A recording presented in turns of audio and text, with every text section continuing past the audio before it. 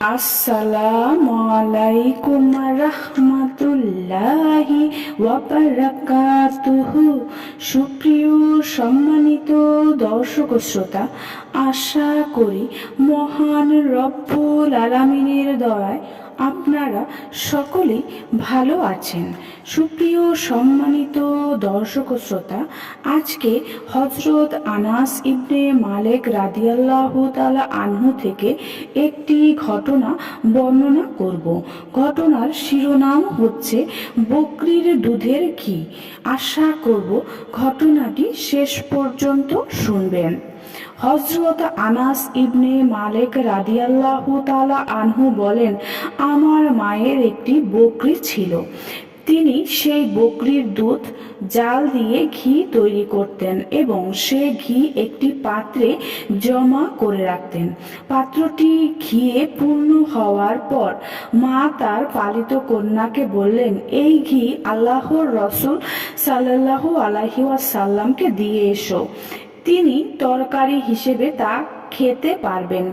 আমার বোন সেই ঘিয়ের পাত্র নিয়ে আল্লাহর রাসূল সাল্লাল্লাহু আলাইহি ওয়াসাল্লামের খেদমতে হাজির হয়ে বলল, ইয়া রাসূলুল্লাহ, উম্মে সুলাইম আপনার জন্য ঘি প্রেরণ করেছেন। আল্লাহর রাসূল সাল্লাল্লাহু আলাইহি ওয়াসাল্লাম ঘরের লোকদের পাত্রের ঘি রেখে পাত্রটি ফেরত দেওয়ার আদেশ দিলেন। ঘরের লোকেরা পাত্রটি খালি করে ফেরত দিল। আমার বোন পাত্রটি এনে আগের জায়গায় খুঁটিতে ঝুলিয়ে রাখলো। সে সময় উম্মে সুলাইম রাদিয়াল্লাহু আনহা ঘরে ছিলেন না। তিনি ঘরে এসে লক্ষ্য করলেন পাত্রটি আগের মতোই খুঁটিতে ঝুলানো আছে এবং পাত্র ঘিরে পরিপূর্ণ রয়েছে।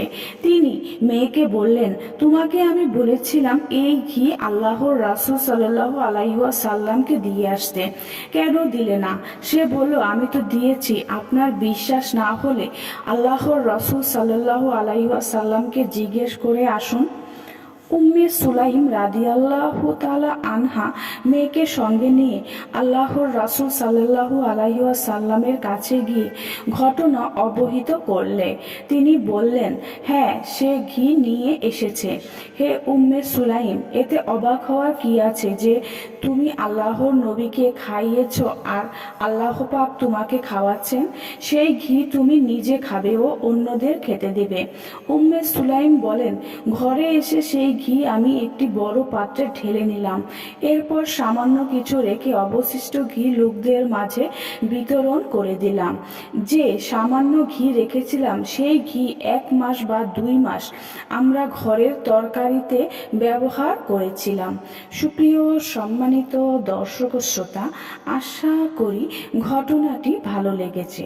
ঘটনাটি যদি ভালো লেগে থাকে অবশ্যই চ্যানেলটি সাবস্ক্রাইব করবেন, লাইক করবেন, কমেন্ট করবেন এবং বেশি বেশি শেয়ার করে দিবেন। সবাই ভালো থাকবেন। আল্লাহ হাফেজ।